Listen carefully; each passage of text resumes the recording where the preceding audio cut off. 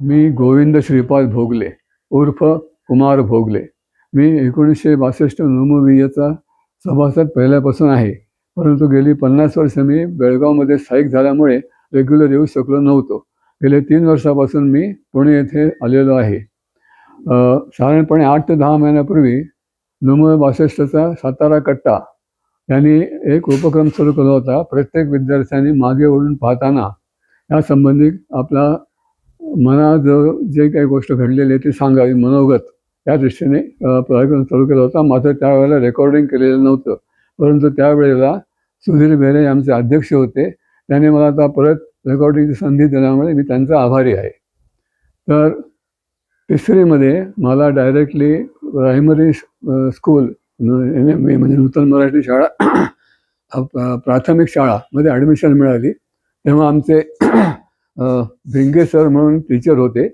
नंतर 5वीला आपल्या हायस्कूलमध्ये मी 5वी C, 6वी E आणि 7वीपासून कायम Aमध्ये होतो 11वीपर्यंत. आपल्याला सर्वांना माहिती आहे की आपले सर्व टीचर्स साधारणपणे 90 ते 95% डेडिकेटेड टीचर्स होते. आजच्यासारखं कमर्शियल टीचर कोणीही नव्हतं. त्यामुळे नाव घेण्यासाठी असं पुष्कळ टीचर्स आहेत, पण त्यातले MY Deshpande, Dikshit sir, WG Godbole, TK Vaidya, नंतर आमचे जॉग्राफीचे कारखाने सर, असे पुष्कळ सरांचे नाव सांगता येतील. मुख्यतः शाळेचा आपल्याला सर्वांना उपयोग झालेला आहे की आपण सर्वांगीण विकास करू शकलो. शाळेमध्ये अभ्यास तर होताच, पण त्याचबरोबर खेळ हे कंपल्सरी होतं. कंपल्सरी आपल्याला PT, पण मी मनापासून खेळ आवडत असल्यामुळे कायम SP कॉलेजच्या ग्राउंडवरती असे. तर त्याच्यामध्ये मला इंडियन गेम्सच्याबद्दल जास्त ॲफिनिटी होती. खो खो आणि आटापाटा. त्यातल्या सर्वांना माहिती आहे आपला बॅचचा मधुसूदन झोंवर हा कायम खो खोमध्ये पुढे असायचा. आत्ताच आपले चौथाई सर गेले, ते पण आमच्याबरोबर होते खो खोमध्ये. अजून आता सुभाष फडके जे आहेत ते अजून आमच्याबरोबर असतात. आणखीन मी आट्यापाट्याचा कॅप्टन होतो. अगदी मेडिकल कॉलेज असेपर्यंत आम्ही खो खो खेळायचो. नंतर पुढे कायम ग्राउंडवर असल्यामुळे वेट लिफ्टिंग म्हणा किंवा basketball, football, volleyball, including boxing हे सगळं आम्हाला तिथे पाहायला मिळालं. आणि पावसाळ्यामध्ये खो खो नसल्यामुळे या गोष्टी पण आम्ही थोडं करायचो. तर खेळ हा एक उत्तम प्रकार होता. याचबरोबर दुसरी ॲक्टिव्हिटी म्हणजे आमची लायब्ररी. आम्हाला दर आठवड्यामध्ये एक दिवस लायब्ररीतून पुस्तक मिळायचं. एस्पेशली ऐतिहासिक पुस्तकं ते आम्हाला आवडायची, आणि त्याचबरोबर काही गव्हर्नमेंट पुस्तकं पण आम्ही अभ्यासली. त्यानंतर हस्तकला आणि चित्रकला दोन्ही डिपार्टमेंट फार चांगले होते. त्याच्यामध्ये आजचं जे कौशल्य विकास केंद्र जे असतं त्याप्रमाणेच आपोआप काही तसे स्कीम नसताना सुद्धा हस्तव्यवसायामध्ये आम्हाला वह्या करायच्या, बाइंडिंग करायचं पुस्तकांना. त्याचबरोबर आपल्या दिवाळीच्या किल्ल्यामधली घरं किंवा आकाशकंदील करायचं, हे सर्व आम्हाला शिक्षण तिथे मिळायचं. त्याच्याबरोबर अजून एक शाळेचं युनिक ॲक्टिव्हिटी म्हणजे 501 साबण विक्री स्पर्धा किंवा फटाक्यांची स्पर्धा. हे विकायचे फटाके बाजारातून आणून आम्हाला शाळा द्यायची, तुम्ही अमुक रेटमध्ये विका आणि आम्हाला जास्तीत जास्त विक्री करून दाखवा. म्हणजे व्यवसायाबद्दल जे मुलांमध्ये गरज निर्माण पाहिजे, आवड निर्माण व्हायला पाहिजे, ती पण होत होती. त्याचबरोबर हस्तव्यवसायाच्या बरोबर आमचं जॉग्राफीमध्ये काही प्रोजेक्ट्स असायचे. मला त्यावेळेला जॉग्राफीमध्ये सगळ्यात जास्त इंटरेस्ट होता. जरी मला सायन्स आणखी गणित जास्त जमत असलं तरीसुद्धा जॉग्राफीमध्ये मी सगळ्यात हायेस्ट मार्क SSCला मिळवलेले आहेत. म्हणजे 82 मार्क मला मिळालेले आहेत 100पैकी. तर त्यानंतर असं आमचं SP कॉलेजमध्ये मग प्रवेश केला. 11वीमध्ये त्यावेळेला प्री डिग्री म्हणायचे, आणखीन सायन्सला प्री प्रोफेशनल 12वीला म्हणायचे. तर मला त्यावेळेला गणितापेक्षा इतर सब्जेक्टमध्ये जास्त इंटरेस्ट होता, म्हणून मी गणित 100 मार्क मिळत नव्हते, 90 मिळायचे. पण बाकी सब्जेक्टमध्ये म्हणजे बायोलॉजीमध्ये मला जास्त इंटरेस्ट होता, म्हणून मी B ग्रुप घेतला. त्यावेळेला B ग्रुपला सायकॉलॉजी हा सब्जेक्ट होता, अपार्ट फ्रॉम सायन्स आणखीन बायोलॉजी. आणि A ग्रुपसाठी इकॉनॉमिक्सचा सब्जेक्ट होता. या सायकॉलॉजीचा उपयोग मला फार झाला, कारण पुढे माझी जी ब्रँच मी निवडली PGला, त्याच्यामध्ये psychology was the basic science. आणि आम्हाला मेडिकल आपल्या SP कॉलेजमध्ये CG देशपांडे नावाचे प्रोफेसर होते. त्यांनी मला आवड निर्माण करून दिली होती. ते पुढे पुणे युनिव्हर्सिटीमध्ये हेड ऑफ डिपार्टमेंट आणि PhD वगैरे ते स्टुडंट तयार करत होते. तर त्याचा हाय कॉलेजचा फायदा एक झाला. काही विशेष परिश्रम न घेता फक्त अभ्यास आणखीन खेळ आणखीन स्वतःच्या जोरावरती आम्ही MBBSला ॲडमिशन मिळवली BJ मेडिकल कॉलेजमध्ये. त्यावेळेला महाराष्ट्रामध्ये प्रायव्हेट कॉलेजेस नव्हती, फक्त मेरिटमध्ये येतील त्या लोकांना ॲडमिशन्स मिळायच्या. पण त्यावेळेला मुख्य प्रकार असा होता की बा मेडिकल कॉलेज हा लाँग कोर्स, आणखीन त्याला साधारणपणे लवकर मुलगा हाताशी येईल अशी काही आईवडिलांना अपेक्षा नसायची, म्हणून बरेच पालक घाबरायचे की बा मेडिकल कॉलेजला आपला मुलगा आपण घालावं किंवा नाही. पण माझ्या आईवडिलांचे माझ्यावरती अनंत उपकार आहेत की त्यांनी मला काहीही अडचण न करता म्हणाले, तुला पाहिजे तेवढं तो MBBS पर्यंत आम्ही तुला पूर्णपणे सांभाळू शकू, आम्हाला तुझ्याकडून काही अपेक्षा नाही. त्याच वेळेला माझ्याकडे माझ्या 3 मोठ्या बहिणी होत्या. मला एक धाकटा भाऊ आणि मी, असं आमचं सर्वांचं शिक्षण सुरू होतं. पण माझे वडील, मी ज्यावेळेला MBBS ॲडमिशन घेतली त्याच वेळेला रिटायर झाले होते. ते प्रायव्हेट इन्शुरन्स व्यवसायामध्ये होते. त्यांच्या कंपनीचं नाव जे होतं ते LIC मध्ये कन्वर्ट झालं होतं जस्ट 2 वर्षापूर्वी. पण तेव्हा जास्ती पगार आणखीन पेन्शन वगैरे काही नव्हतं. त्यामुळे आर्थिक परिस्थितीच्या दृष्टीनेच प्रत्येकजण घाबरायचा, आमच्या बाजूचे बरेचसे विद्यार्थी. तर त्यामुळे त्यावेळेला एक चांगली गोष्ट घडली की नॅशनल लोन स्कॉलरशिप नावाचा प्रकार सुरू झाला. आम्हाला सगळ्यांना ज्यांना स्कॉलरशिप मिळाली त्यांना वर्षाला 945 रुपये मिळायचे. आणखीन त्यानंतर MBBS झाल्यानंतर 2 वर्षांनी आम्ही हप्त्याने ते परत करायचे होते. त्याचबरोबर माझे वडील त्यावेळेला नोकरीत नसल्यामुळे आम्हाला इन्कम काही नव्हतं आणि सुदैवाने त्यावेळेला जातीचा कुठलाही दाखला नव्हता की भाऊ तुम्ही इकॉनॉमिकली बॅकवर्ड असेल तर तुम्हाला फीज भरायचं नाही, असं त्यावेळेला महाराष्ट्र गव्हर्नमेंटचा दंडक होता. माझा संबंध MBBS करता मी फी फक्त 100 रुपये भरलेली आहे पहिली ॲडमिशन. तर सुदैवाने आणि माझा अभ्यास व्यवस्थित चालू असल्यामुळे मी कायम पास होत गेलो. तिथे मला अजून एक चान्स मिळाला, म्हणजे आमच्या वाड्यामध्ये डॉक्टर अरविंद पटवर्धन नावाचे BAMS डॉक्टर होते. त्यांची खडकमाळीला चांगली प्रॅक्टिस होती आणि मी त्यांना विचारलं की मला अनुभव तुमच्याकडे घेता येईल का. मला अर्न आणि लर्न करायची त्यावेळेला गरज होती. तर त्याने मला सांगितलं तू आमच्याकडे संध्याकाळी 6 ते 9 येत जा. तर मी माझं फर्स्ट MBBS अर्ज झाल्यानंतर जॉईन केलं त्यांच्याकडे. फर्स्ट, सेकंड आणि थर्डला फर्स्ट टर्म म्हणजे साधारणपणे 3 वर्ष मी त्यांच्या हाताखाली काम करत होतो. मला त्यावेळेला माझा पॉकेट मनी पण मिळायचा आणि मोठा अनुभव मिळाला की जे बऱ्याच विद्यार्थ्यांना मिळत नाही आमचं शिक्षण चालू असताना MBBSच्या. तर पहिल्या अटेम्प्टला मी सगळ्या परीक्षा पास झालो. नंतर इंटर्नशिप तळेगाव हॉस्पिटलला केली आणि 1970ला मला MBBS पूर्णपणे माझ्या पदरात पडलं. तर त्यानंतर पुढे काय हा प्रश्न होता. त्यावेळेला महाराष्ट्र गव्हर्नमेंटनी सगळ्या MBBS विद्यार्थ्यांना कंपल्सरी बॉन्ड 2 वर्ष ठेवलेला होता. त्याचबरोबर मला जर पुढचं शिक्षण घ्यायचं असेल तर मला 3 वर्ष MBBSच्या नंतर हाऊसमनशिपची गॅरंटी नव्हती. फक्त 1 वर्षभर मला नक्की गॅरंटी होती. पुढे 2 वर्ष काय करायचं जर मला मिळालं नाही तर, या दृष्टीनं मी PGचा विचार करत नव्हतो. पण सुदैवाने त्याच वेळेला मेंटल हॉस्पिटल येरोडा येथे क्लास 3च्या पोस्ट अवेलेबल होत्या. MBBS लोकांना क्लास 2च्या पोस्ट मिळतात, पण मी तेव्हा त्यांना सांगितलं मी क्लास 3 पोस्ट घ्यायला तयार आहे, कारण मला PG करायचं आहे. त्यांचं मेंटल हॉस्पिटल रिकग्नाइज झालं होतं युनिव्हर्सिटी ऑफ पुणेनी for post graduate course in psychiatry किंवा त्याला म्हणतात डिप्लोमा इन सायकोलॉजिकल मेडिसिन. तर ते पार्ट 1 पार्ट 2 अशा परीक्षा होत्या विथ डिझर्टेशन. त्यामुळे एकाच दगडात मला 3 पक्षी मारायला मिळाले होते. मला जॉब मिळाला होता सरकारचा, त्यामुळे माझा बॉन्ड पूर्ण होणार होता. नंतर ते अटॅच युनिव्हर्सिटीला असल्यामुळे DPM कोर्स मला तयार करायला मिळाला, PG कोर्स. आणि तिसरी त्याला प्रॅक्टिस अलाउड होती. तर मी त्यावेळेला सकाळी आमच्या गावातल्या घरून काळ्यावरच्या घरून यायचो मेडिकल कॉलेज BJ मेडिकलला. तिथे सायकल ठेवायचो. बसनी 9 नंबरनी मेंटल हॉस्पिटल, सगळ्यांना माहिती आहे बस ती, जायचं मेंटल हॉस्पिटल येरोड्याला. तिथे सकाळी 8 ते 2 काम करून पुढे बसनी परत BJ मेडिकलला यायचं स्टेशनला उतरून. दुपारी 2 तास DPMचा अभ्यास करण्यासाठी आम्हाला BJ मेडिकल कॉलेजला काहीतरी ॲक्टिव्हिटी असायची, जर्नल क्लब किंवा लायब्ररी किंवा लेक्चर.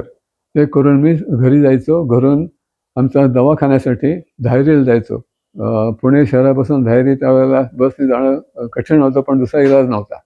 हे असं करत असताना मला एक आयडिया सुचली की आपण स्कूटरसाठी का अर्ज करू नये. त्यावेळेला घरी पैसे नसल्यामुळे आम्ही बुकिंग केलेलं नव्हतं आणि व्हेस्पा किंवा दुसऱ्या स्कूटरला तुम्हाला 5-5 वर्ष वेटिंग पिरियड होता. म्हणून मला आयडिया आली की आपण काहीतरी विचार करूया. आणि मी त्यावेळेला डॉक्टर लोकांना अतिशय आदर होता, सन्मान होता. आजच्यासारखं डॉक्टरांचं व्हॅल्यू कमी झालेली नव्हती. मी त्यावेळेला बजाज कंपनीला सरळ फोन केला की मला साहेबांना भेटायचं आहे, तर त्यासाठी मला रविवारी आपण अपॉइंटमेंट देऊ शकाल का. तर ते म्हणले ते कॅम्पसमध्येच राहतात, तुम्ही सरळ तिथे या सकाळी 10 वाजता आणि आमच्या साहेबांना भेटा.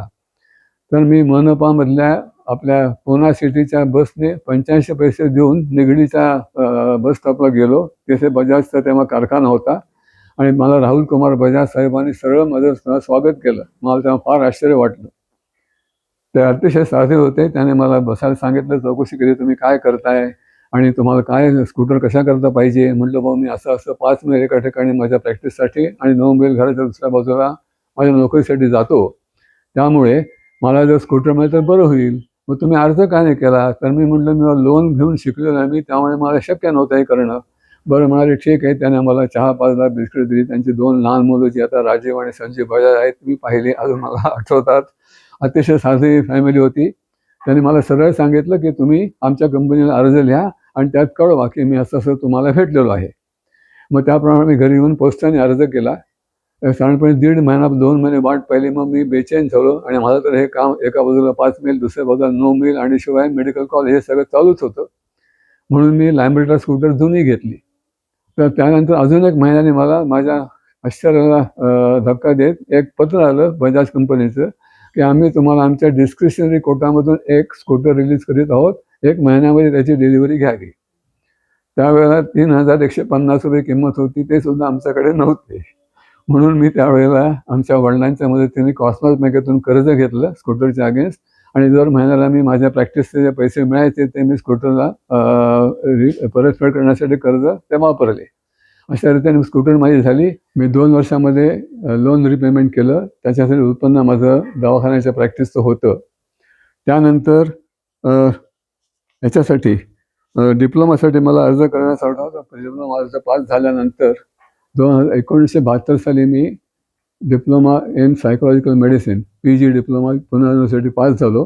त्यावेळेला तो डिप्लोमा MDशी इक्विव्हॅलंट धरलेला होता आमच्या मेडिकल काउन्सिलने. कारण तिथं MD कोर्स फक्त इंडियामध्ये 3 ठिकाणी होता, चंदीगड, बँगलोर आणि दिल्लीला. तर डिप्लोमा पास झाल्यानंतर पुढे काय हा परत प्रश्न होता. तर मला तर गव्हर्नमेंट नोकरी नुसती करायची नव्हती. कारण महाराष्ट्र गव्हर्नमेंट त्यावेळेला एक नवीन नियम काढला की कुठल्याही मेडिकल कॉलेजला तुम्ही जर टीचर असाल तर तुम्हाला प्रॅक्टिस अलाउड नाही. मला जर प्रॅक्टिस करायची होती आणि दुसरं असं की मला स्वतःला आमच्याकडे जसे डॉक्टर सरदेसाई HV होते किंवा जुन्या काळचे डॉक्टर सुराखे होते जे सर्जरी प्रॅक्टिस करायचे आणि मेडिकल कॉलेजमध्ये शिकवायचे पण ऑनररी पोस्ट घेऊन. तसं मला करायची इच्छा होती. पण त्या वर्षापासून हे ऑनररी सिस्टीम बंद झाली आणि मेडिकल कॉलेजच्या स्टाफला प्रॅक्टिस करायची परवानगी पूर्णपणे महाराष्ट्र सरकारने बंद केली. त्यामुळे मी सरळ आमचं क्लास 3चे पोस्ट रिझाईन केले माझं डिप्लोमा पास झाल्यानंतर आणि मी विचार करायला काय करूया. तर त्यावेळेला मला प्रायव्हेट प्रॅक्टिसमध्ये इंटरेस्ट होता. म्हणून मी त्यावेळेला मिरजला एक डॉक्टर सिकदारांचं नर्सिंग होम होतं, कृपामयी नर्सिंग होम. तिथे फक्त मेंटल हॉस्पिटलचे मेंटल इलनेस झालेले पेशंट बघायचे. आणखीन तिथे त्यांना ॲडमिशन जसे होते 90 पेशंट्स होते तिथे. तर त्याने मला जॉब ऑफर केला की तुम्ही इथे यायला हरकत नाही पण 1 वर्षभर तुम्ही काम करायला पाहिजे. माझ्या मनात पण ती इच्छा होती आपण प्रॅक्टिसच्या आधी स्वतःची सुरू करायच्या आधी आपण अनुभव घ्यावा प्रायव्हेटचा. कारण मला मेंटल हॉस्पिटलचा 2 वर्षाचा पूर्ण अनुभव होता सरकारी हॉस्पिटलमधला. तर त्यामुळे मी मिरजला नोकरी सुरू केली. त्यानंतर तिथे मला प्रायव्हेट नोकरीमध्ये पेशंट्स पुष्कळ बघायला मिळाले. तिथेच आमच्या पुढे होणारे सहचरी मिसेस भोगले त्या तिथे कामाला आल्या होत्या. निमान्समधून त्यांनी MA सायकोलॉजी केलं होतं आणि त्यानंतर त्या तिथे सायकोलॉजिस्टचा पोस्ट करत होत्या आणि त्या सायकाट्रिस्ट सोशल वर्कचं पण काम करत होत्या. त्यावेळेला त्यांना सगळ्या भाषा बँगलोरच्या असल्यामुळे येत होत्या. आणखीन त्यांनी मराठी पण शिकला मिरजला आल्यामुळे.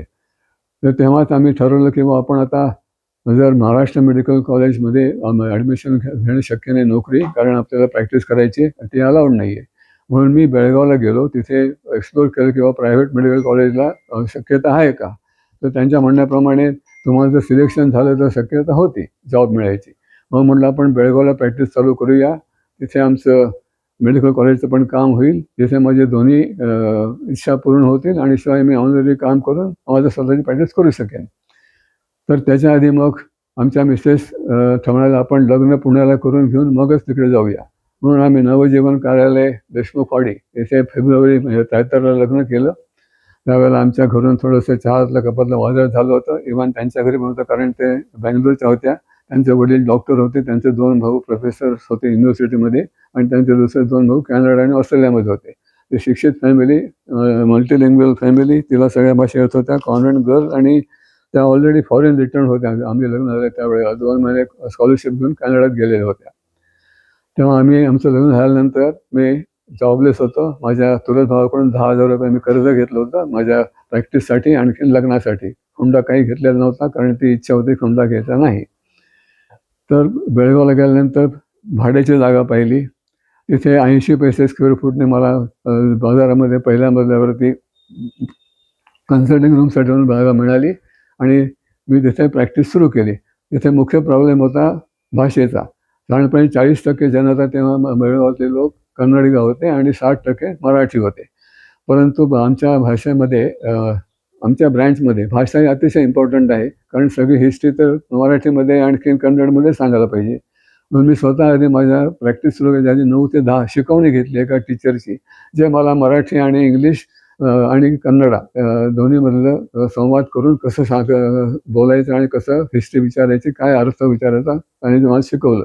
रेग्युलर 6 महिने मी शिकवणी घेतली आणि पूर्णपणे फ्लुएंट झालो बोलायला, ऐकायला कन्नडमध्ये. थोडंसं रटफ वाचता येते, परंतु पूर्ण फ्लुएंटली वाचता येत नाही. तर ह्याप्रमाणे माझा प्रॅक्टिस सुरू झाली. नंतर मला दुसरी एक अडचण आली. तिथे माझे पेशंट दुसऱ्या हॉस्पिटलमध्ये म्हणजे फिजिशियन किंवा सर्जनच्या हॉस्पिटलमध्ये ठेवायला घाबरायचे, कारण त्यांना वाटायचं की यांना मानसिक रोग आहे, तर आमच्या इतर पेशंटना त्रास होईल. म्हणून मग मला स्वतःलाच आमचे जे पेशंट काही ॲडमिशन करायला लागायचे, कारण त्यावेळेला औषधं फार कमी होती. आणखीन 10तल्या 2 पेशंटना साधारणपणे 2 ॲसिटी म्हणजे त्याला शॉक ट्रीटमेंट म्हणतात साध्या भाषेमध्ये, किंवा इलेक्ट्रिक थेरपी हे द्यायला लागायची. त्यासाठी मग पेशंटला ॲडमिट करण्याची गरज पडत होती. हॉस्पिटल बाहेरची तेवढी मनापासून घेत नव्हते.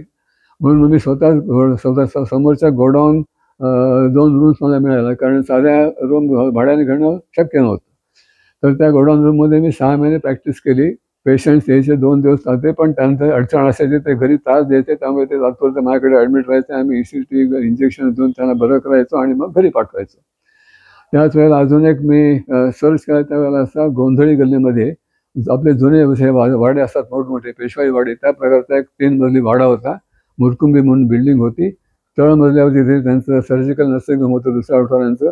ते पहिल्या मजल्यावर राहत होते आणि दुसऱ्या मजल्यावर मालक राहत होते. त्यावेळेला त्यांनी स्वतःचं हॉस्पिटल दुसरीकडे चालू केलं, म्हणून त्यांनी ती जागा सोडली हॉस्पिटलनी. मग मी त्या मालकाने विचारलं, मला तुम्ही जागा द्याल का?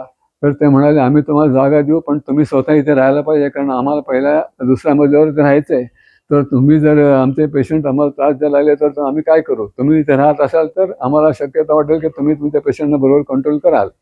मग त्याला मी तयार झालो. असं मी 75 ते 82 त्या ठिकाणी राहायला लागलो, कारण त्यावेळेला आम्हाला खालचं हॉस्पिटल, मधल्या मजल्यावरती मी राहणे, आणखीन आमच्या वरच्या मजल्यावरती मालक राहणे, असं सुरू केलं होतं. त्यावेळेला हे बरोबर चालू होतं. तोपर्यंत मला मेडिकल कॉलेजमध्ये मी सुरुवातीला गेलो तेव्हा ते म्हणाले होते की तुम्हाला डिप्लोमा आहे, आम्ही तुम्हाला आता घेऊ शकत नाही. पण मग त्यावेळेला मी जर मनातून संघ बांधला की आपण प्रॅक्टिस करायची, आपलं हॉस्पिटल काढायचं, तर मी पुढे काय विचार करूया म्हणून मी 6 महिने 8 महिने मला तर उजाडला. तोपर्यंत त्यांचा आपोआप मला फोन आला, कारण मी तेव्हा पेपरमध्ये वाचलं होतं की medical council of India inspection करते प्रायव्हेट मेडिकल कॉलेजेसची, आणि त्याच्यामध्ये त्यांना काही काही डिपार्टमेंट्स नसेल त्याला त्यांनी नोटीस काढली होती. तर त्या नोटीसअंतर्गत बेळगाव मेडिकल कॉलेजला, त्याला म्हणतात जवाहरलाल नेहरू मेडिकल कॉलेज, त्यांना सांगितलं होतं तुमच्याकडे डिपार्टमेंट ऑफ सायकॅट्री नाही आहे, ते तुमचे मेजर लॅक्युना आहे. तर त्याबद्दल त्यांनी मला फोन केला होता की तुम्ही आमच्याकडे 8-10 महिन्यापूर्वी अप्रोच झाला होता, परंतु आमच्याकडे आता जागा व्हेकंट आहे, तुमची इच्छा असेल तर तुम्ही आमच्या डॉक्टर सरांना येऊन भेटा. तर मी तर एका पायावर तयार होतो, पण मी त्यावेळेस जाऊन सांगितलं की मला ऑनररी पोस्ट पाहिजे, मी फुल वेळ टाईम काम करायला तयार नाही. तर त्यावेळेला आमचे डीन तेव्हा डॉक्टर जिरगे म्हणून होते. तेव्हा ते मराठी आणि कन्नड दोन्ही बोलायचे. ते मला मराठीत म्हणाले, या तुम्ही डॉक्टर काही अडचण करू नका, आमच्याकडे पण पुष्कळ लोक मराठी कन्नडी दोघे आहेत. मग त्याप्रमाणे त्यांनी मला पोस्ट दिली. काय पोस्ट दिली होती? Honorary tutor in psychiatry, not even lecturer. कारण काय तर म्हणे MD नाही. मग मी त्यांना तेव्हा सांगितलं की मेडिकल काउन्सिल ऑफ इंडिया म्हणते की तुमचा diploma is equivalent to MD. नाही, पण आमच्या कॉलेजची पॉलिसी असे, MD असल्याशिवाय आम्ही लेक्चर आपण करत नाही. मग त्यासाठी मी MD करायचा पण विचार करत होतो. तर सुदैवाने पुणे युनिव्हर्सिटीने त्याच वर्षी कोर्स सुरू केला होता MD 2 वर्षामध्ये 77 साली. माझी बॅच डिप्लोमाला 3री होती, तर माझा नंबर त्यावेळेला 3ऱ्या बॅचमध्ये लागायला पाहिजे होता. परंतु जो कोणी हजीर होती, त्याप्रमाणे पुण्यात जी लोक होती त्यांनी युनिव्हर्सिटीमध्ये जाऊन आपले केस प्रेझेंट केली आणि म्हणाले आम्हाला ॲप्लिकेशन करून द्या आणि आम्हाला MDला ॲडमिशन द्या. तेव्हा मी बेळगावमध्ये होतो. मला कळल्यानंतर मी जेव्हा आलो तेव्हा ते म्हणाले आम्ही तुमची मेरिट लिस्टमध्ये नाव नाही आहे, कारण तुम्ही बेळगावमध्ये राहता, कारण महाराष्ट्रामध्ये राहत नाही. मग मी त्यांना सांगितलं, अहो मी इथे महाराष्ट्रात जन्मलेलो आहे, माझं एज्युकेशन MBBS सगळं पुण्यात झालेलं आहे, त्यामुळे मग तुम्ही असं कसं म्हणू शकता, म्हणजे तुम्ही आता बेळगावला आहे, मी त्याला काय करू. मग मी गप्प बसलो आणि त्यावेळेला त्यांना सांगितलं, सगळे माहिती गोळा केली. आणखीन त्यावेळेला डिप्लोमाला म्हणजे MBBSला मार्क होते, त्याचप्रमाणे डिप्लोमाला पण मार्कच होते. त्या मार्क्समध्ये ज्या लोकांना 8 लोकांना त्यांनी गेल्या 2 वर्षामध्ये ॲडमिशन दिलं होत्या, त्यांना कोणाला तरी कुठेतरी MBBSला फेल्युअर होतं किंवा मार्क त्यांचे सगळे DPMपेक्षा कमी होते माझ्यापेक्षा. मग मी केस तयार केली, वकिलांना सल्ला घेतला आणि जाऊन त्यांना भेटलो आपल्या युनिव्हर्सिटी चान्सेलरना. आणि मग त्यांनी मग विचारलं, असं पाहिलं सगळा माझा ॲब्स्ट्रॅक्ट केला, अर्ज पाहिला की सगळ्यांचे मार्क आणि मला तुम्ही अन्याय कसा करताय. मी आता सध्या कुठे असो तरी तुमची कंडिशन 1 वर्षापर्यंत पाळायला तयार असताना तुम्ही ॲडमिशन का देत नाही, नाहीतर मला फोर्स करून कोर्टामध्ये जायला लागेल. असं मी अर्ज दिला. त्या एक 25-30 कॉपीज तयार केला. एक हेल्थ डिपार्टमेंटला, नंतर डायरेक्टर ऑफ हेल्थ सर्व्हिसेसला, हेल्थ मिनिस्टर, महाराष्ट्र गव्हर्नमेंट सगळ्या लोकांना पाठवले. आणखीन यांच्याकडे पण अर्ज दिला, युनिव्हर्सिटी ऑफ पुण्याच्या व्हाईस चान्सेलरला. तेव्हा त्याने मला उत्तर काही दिलं नाही. फक्त मला आमच्या युनिव्हर्सिटी डिपार्टमेंट ऑफ मेडिसिन म्हणून एक असतं काउन्सिल, त्या मेडिकल काउन्सिलच्या अध्यक्षाने मला बोलावलं. आम्ही तुम्हाला ॲडमिशन दिली तर तुम्ही इथे राहायला तयार असाल तर आम्ही विचार करू. 1 वर्षभर तुम्हाला इथे राहायला लागेल. मी म्हटलं हो. तर त्याने मला अपॉइंटमेंट दिली, म्हणजे MDला ॲडमिशन दिली आणि सांगितलं, मी कंडिशन घातली, provided you are compulsorily staying at Pune and fulfilling 1 year term extra which is required for conversion from DPM to MD. त्यावेळेला मी तयार झालो. त्यावेळेला आम्हाला डेझर्टेशन कोर्स असायचा. तर मी आमचे रोशन मास्टर नावाचे टीचर होते मेडिकल कॉलेजच्या, त्यांना मी माहीत होतं, माझ्या प्रेडिसरला माहिती होतं. मग त्या म्हणलं, अरे तुम्ही असं का करत नाही, डेझर्टेशनचा टॉपिक तुम्ही रुरल सायकॅट्री घ्या तुमच्या गावचा, म्हणजे मी तुम्हाला परमिशन देऊ शकते. आठवड्यातून तुम्ही 2-3 दिवस तुमच्या बेळगावला जा, केसेस कलेक्ट करा फॉर डिझर्टेशन आणि 3 दिवस प्रोग्राम इथे अटेंड करा आठवड्यातून. त्याप्रमाणे मी बेळगाव ते पुणे दर आठवड्याला वर्षभर इथे आलेलो आहे. त्यावेळेला मीटर गेज ट्रेन होती, Belgaum to Miraj, Miraj to Pune broad gauge train. ते असल्यामुळे मला असा प्रवास वर्षभर करावा लागला. फक्त मध्ये 2 किंवा 3 वेळा गॅप झालेले आहेत. दर सोमवारी बेळगाव ते पुणे तिकीट रिझर्व करायचं बसचं रेल्वेमध्ये, आणि दर गुरुवारी रात्री Pune to Belgaum ticket reserve करून जात असे. अशा रीतीने माझं बेळगावमधलं हॉस्पिटल, पुण्यामधलं शिक्षण सगळं चालू राहिलं. आणखीन सुदैवाने मी जुलै 79ला मला MD कोर्स मिळाला. मग त्यावेळेला मी परत बेळगावच्या मेडिकल कॉलेजमध्ये गेलो. त्यांना म्हटलं, मी आता MD तुमच्या सांगण्याप्रमाणे कंपल्सरी पास केलेलं आहे. तर ते म्हटले, will appoint you as lecturer in psychiatry. पण आता आमच्या कॉलेजने ऑनरी सिस्टीम बंद केलेली आहे, त्यामुळे सगळ्या फुल टाईमर्सना तुम्हाला प्रॅक्टिस अलाउड नाही आहे. मग मी ठीक आहे म्हटलं. त्यावेळेला बाकीच्या लोकांनी चौकशी केली, तर तिथे सगळे सर्जन्स, फिजिशियन्स जे म्हणत होते, आम्हाला after office hours practice allowed आहे. मग म्हटलं आपणही तसंच करूया. आणि मला पण हॉस्पिटल जर गव्हर्नमेंटने किंवा आमच्या मेडिकल कॉलेजने मला पेशंटला जर हॉस्पिटल दिलं तर मला माझ्या प्रायव्हेट हॉस्पिटलची गरज नाही. कारण लॉजिंग बोर्डिंग मंथली चालवायची माझी इच्छा नव्हती. तिथे प्रॉफिट पुष्कळ होता, परंतु मला स्वतःवर काहीतरी सेवा करायची होती. मेडिकल टीचिंग करायचं म्हटलं तर तुम्ही काहीतरी सॅक्रिफाईस केला पाहिजे. या दृष्टीनं मी त्याला तयार झालो. आणि मला right from lecturer to assistant professor HOD असं करून मला 2001पर्यंत head of department professor psychiatry मला मिळालं होतं. दरवर्षी IPS म्हणून आमची society, Indian psychiatric society conference इंडियामध्ये दरवर्षी एका ठिकाणी होते. तिथे नॅशनल आणि इंटरनॅशनल स्पीकर्स येतात, पेपर्स प्रेझेंट करतात. आणि मी दरवर्षी अटेंड केलेलं आहे, 2 वर्ष सोडून गेले 50 वर्षामध्ये. तर मी स्वतः पण 9 ते 10 पेपर्स प्रेझेंट केलेले आहेत. त्यातले 3 इंटरनॅशनल जर्नल्समध्ये पब्लिश झालेले आहेत. तर आणि हे इसेन्शियल असतं कुठल्याही MD डिपार्टमेंटसाठी किंवा मेडिकल कॉलेजमध्ये MD कोर्स चालू करण्यासाठी. तर मी असं करत असताना मला जे रिसर्च करायला मिळालं त्याच्यामध्ये medical college Belgaum, medical college Bagalkot आणि सगळ्या एक्झामिनरशिपचा जो मी तुम्हाला अनुभव सांगितला त्याचा अतिशय उपयोग झाला. आणि त्यामुळे मी स्वतः फॉरेनला जावं असं माझी इच्छा होती, परंतु मला काही साईट सीइंग किंवा व्हिजिटिंग करायला जायची इच्छा नव्हती. तर आमच्या कॉन्फरन्समध्ये जेव्हा इंग्लंडहून किंवा USA माणसं डॉक्टर्स यायचे, तेव्हा मी डॉक्टर पटेल नावाच्या एका माणसाने विचारलं की तुमच्याकडे टीचिंग कसं चालतं, DPM किंवा MD त्यांच्याकडे नसतंच.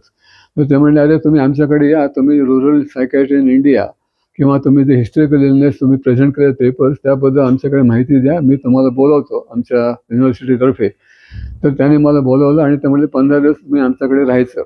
तर मी स्वतः एकटा गेलो होतो इंग्लंडमध्ये. त्यांच्याबरोबर त्याने मला फिरवलं की ते कुठल्या हॉस्पिटलमध्ये कसं बघतात, चाइल्ड सायकॅट्री किंवा एक्सायटेड पेशंट्स ॲडमिट कसे करतात. प्रत्येक पेशंटच्या समोर जायच्या आधी ते परमिशन घ्यायचे पेशंटची की बाबा हे आमचे इंडियातले दोस्त आहेत, ते पण सायकॅट्रिस्ट आहेत, त्यांनी इथे राहिलेलं तुम्हाला चालेल का? कारण पेशंटचा राईट्स हे महत्त्वाचं असतं. याचप्रमाणे तिथे त्यांनी मला त्यांचे जे स्टुडंट्स ते शिकवायचे DPMला तिथे पण त्यांनी ओरल परीक्षा घ्यायला सांगितली. तर तो मला असं 15 दिवस त्यांचा स्वतःचा प्रॅक्टिसचा अनुभव म्हणजे NHSमधला आणि मी स्वतः जे माझं शिकवायचं ते. त्याचबरोबर अशाच प्रकारचं ऑफर मला फ्रान्समध्ये पॅरिसचे डॉक्टर फ्रान्सॉज बेलकूर म्हणून होत्या. त्यांनी त्यांच्या घरी मला राहायला बोलावलं. त्यांच्या आयफेल टॉवरपासून साधारणपणे 2 किलोमीटर अंतरावर त्यांचं घर होतं. रोज संध्याकाळी आम्हाला त्याचं दर्शन घडायचं आयफेल टॉवरचं आणि मी दिवसातून 3 ते 4 वेळेला त्यावेळेला 8 दिवसामध्ये हे माझ्या सब्जेक्ट्समध्ये लेक्चर्स दिली होती. त्यानंतर मी आमच्या मेडिकल कॉलेजच्या इलिनॉय युनिव्हर्सिटीशी शिकागो USAचा टायअप होता. तर त्या दिवशी मी 4 दिवस तिकडे पोस्टिंग मागून घेतलं. इलिनॉय युनिव्हर्सिटी 4 दिवस तुमच्याकडे कसं टीचिंग चालतं.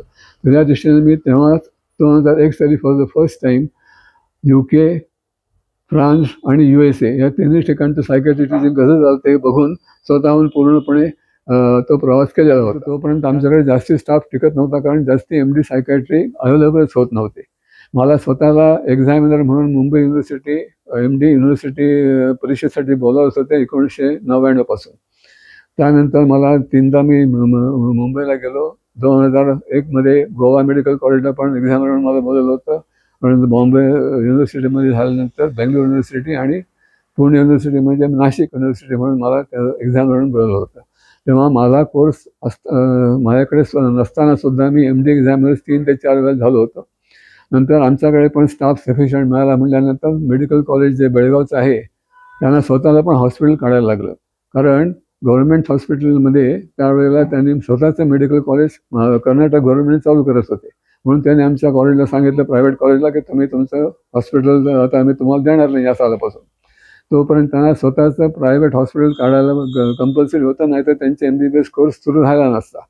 तर त्यामध्ये मी त्यांना सांगितलं, तुम्ही आमच्या डिपार्टमेंटला जर MD सुरू करणार असाल तर 30 बेड्स कंपल्सरी आहेत आणि त्या 30 बेड्समध्ये माझी स्वतःची कपॅसिटी 15 ते 20 बेड्स मी नक्की भरू शकतो, कारण माझ्याकडे तेव्हा पेशंट्स तेवढे असायचे. आणखी जर तुम्ही फ्री बेड चालू केलं तर निश्चितच सेवा पण आणि माझी पण तीच इच्छा आहे. तर सुदैवाने मॅनेजमेंटने त्यांचा फायदा बघितला की PG कोर्स चालू करून त्यांना प्रत्येक PG सीटला किती फीस त्यांना मिळतात, आणखी त्यांना गव्हर्नमेंट अप्रुव्हल MBBSला पण मिळतं, म्हणून त्यांनी 30 बेड्स चालू करून दिले फ्री बेड्स. म्हणजे आय वॉज कन्सिडरिंग लकी माझ्या पेशंटसाठी. जे मेंटल हॉस्पिटल मधल्या पेशंटना किंवा स्वतःच्या मेंटल इलनेस असलेल्या पेशंटना घरी बघू शकत नव्हते प्रायव्हेट लोक, त्यांना फुकट जेवण खाण आणि ॲडमिशन मिळायची आणि ट्रीटमेंट मिळायची. म्हणून ती सोय कमीत कमी 3-4 वर्ष चालू राहिली. मग आमच्याकडे आम्ही इन्स्पेक्शनला बोलावलं आणि आमच्याकडे MD कोर्स 2005 साली सुरू झाला बेळगावमध्ये. मी 12पर्यंत तिथे होतो. साधारणपणे 5 बॅचेस माझ्या हाताखालून बाहेर पडलेले आहेत. त्यानंतर त्यावेळेला 65 वर्ष माझी पूर्ण झाली होती आणि तेव्हा मेडिकल काउन्सिलने नियम काढला होता की तुम्ही 65 वर्ष झाल्यानंतर टीचर म्हणून काम करू शकत नाही. तर त्याच वेळेला एक चाललं होतं की MCIने जास्ती करून टीचर्स मिळत नाहीत मेडिकल कॉलेजमध्ये, म्हणून 70 वर्ष वय करायचं. तर ते माझं त्यात वयात नियम बसलं.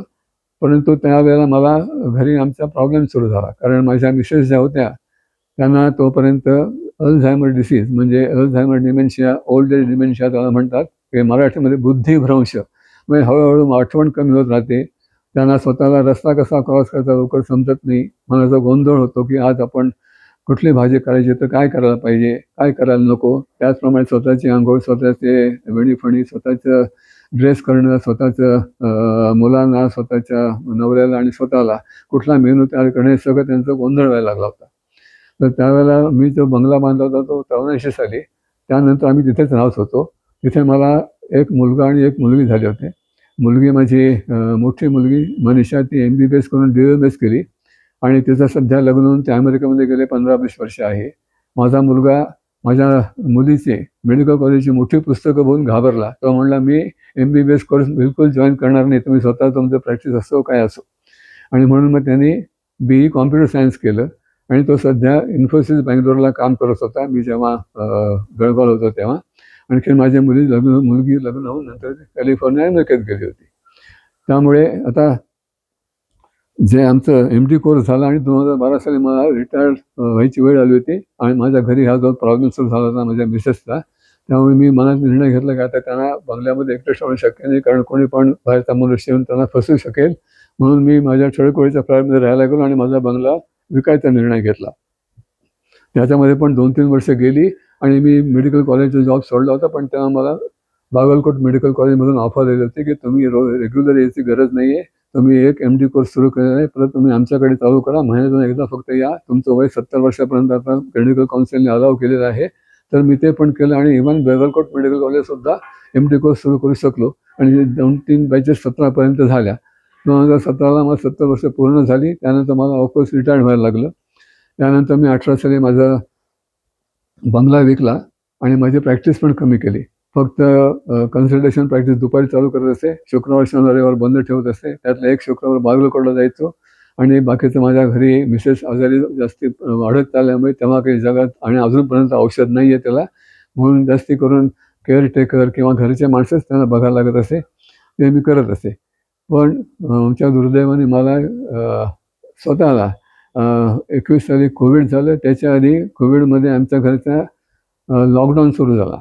त्यामुळे लॉकडाऊनमध्ये घरी कोणी नोकर येणार नाही, तर मला तर घरी अडचण कुकिंगपासून करणं सगळं शक्य नव्हतं. मी डेस्परेटली तेव्हा ट्राय केलं आणि मला तेव्हा मुंबईलाही माझ्या एका मित्रांना फोन केला सायकॅट्रिस्टना की तुम्ही जर माझ्याकडे कोणी एबल केअरटेकर पाठवू शकत असाल तर बरं होईल, मला फक्त ते प्रामाणिकपणाची हमी पाहिजे. तर त्यांचा मला 2 दिवसांनी फोन आला. आमच्याकडे एक आहेत स्टाफ ज्यांनी आता कोविडमध्ये नोकरी सोडलेली आहे, कारण त्यांना अंधेरीपासून त्यांचं घर विरारला असेपर्यंत जाणं शक्य नव्हतं आणि सगळ्यांना तेव्हा कोविडला घाबरत होते आणि मला तर अगदी गरज होती. त्यामुळे मी त्यांना म्हटलं हो, त्यांना तुम्ही कृपा करून पाठवून द्या, मी त्यांना आमच्या घरी ठेवायला तयार आहे. आणखीन प्रामाणिकपणाची हमी घेतल्यामुळे मी पण माझं निराश झालो. त्यानंतर अगेन माझ्या दुर्दैवाने मला 21मध्ये स्वतःला कोविड रिलेटेड स्ट्रोक झाला, म्हणून मला स्वतःला ॲडमिट व्हायला लागलं. इव्हन जो आमचे केअरटेकर माझे मिसेसची काळजी घेत होते त्यांना मला पण बघायला लागलं. आणि मग 21ला फेब्रुवारी मार्चमध्ये मी परत तयार पुष्कळसा बरा झालो. तेव्हा माझा मुलगा आणि मुलगी जी कॅलिफोर्निया अमेरिकेमध्ये होती आणि मुलगा जो बँगलोरमध्ये होता, तो म्हणाले तुम्ही आता आई वडील तुम्ही स्वतंत्र राहू नका, कारण तुम्हाला काही ना काहीतरी प्रॉब्लेम्स आहेत. मग त्यामुळे मी डिसिजन घेतला की आपण आता बेळगाव सोडायचं. मुलगा म्हणत होता बँगलोरला या, मुलगा म्हणत होते अमेरिकेत या. मी म्हटलं मी जातो पुण्याला, कारण मला पुण्याचं नंबर 62 माहिती होतं. नंतर पुण्याला आल्यानंतर मी सगळे जी नाटकं म्हणजे आतापर्यंत मराठी नाटक, मराठी ड्रामा, मराठी गाण्याचे प्रोग्राम सगळे मिस करत होतो. सांस्कृतिक प्रोग्राम मिस करत होतो, ते मी पूर्णपणे बघू शकलो असतो. आणि पुण्याला मी भाड्याने घर घेतलं ट्रेझर पार्कमध्ये सहकार नगरला. तिथे डॉक्टर झमर राहत होते, तिथेच मी भाड्याने फ्लॅट घेतला. पण नंतर माझा एक जुना फ्लॅट तयार घेतला होता मी गजलक्ष्मी म्हणून सहकार नगरमध्ये. तो रिडेव्हलपमेंट जाणार होता म्हणून मी भाड्याने फ्लॅट घेतला होता. मग तो रिडेव्हलपमेंट जेव्हा होईल तेव्हा होईल असे विचार करून माझे मिसेस जर अजून जास्ती दिवस राहिल्या तर आपण किती दिवस भाड्याने राहायचं, दर 11 महिन्यांनी ते रिन्यू करायला लागतं ॲग्रीमेंट, आणि टांगती तलवार नको म्हणून मी सध्याचा जो फ्लॅट आहे तो घेतलेला आहे. हा पण 3 बेडचा फ्लॅट आहे गजलक्ष्मी सोडल्यानंतर 3 हाती चौक धनकवडीजवळ. तर तिथे मी आता इथे राहत आहे. मी आल्यापासून माझा नमोई वासिष्ठमध्ये अतिशय उत्तम वेळ जातो. सातारा रोड कट्ट्याची मीटिंग मी अटेंड करतो. याचबरोबर मी सांगितल्याप्रमाणे मराठी प्रोग्राम, सांस्कृतिक प्रोग्राम, गाणं, ड्रामा हे पण मी अटेंड करतो. आणि मला त्यामुळे इथे प्रॉब्लेम होतो की मग वेळ कशासाठी कुठून काढू, वेळ जाण्याचा प्रॉब्लेम येतच नाही. त्यातमध्ये माझा अजून एक इंटरेस्ट म्हणजे मी आतापर्यंत शेअर्समध्ये फक्त इन्व्हेस्टमेंट करत असे. तो पण मला उद्योग बेळगावने शिकवला होता, तो मी इथे चालू ठेवला आहे पार्ट टाईम. आता पूर्णपणे बंद आहे आणि अशा रीतीने मी सध्या सुखी आहे. नमस्कार.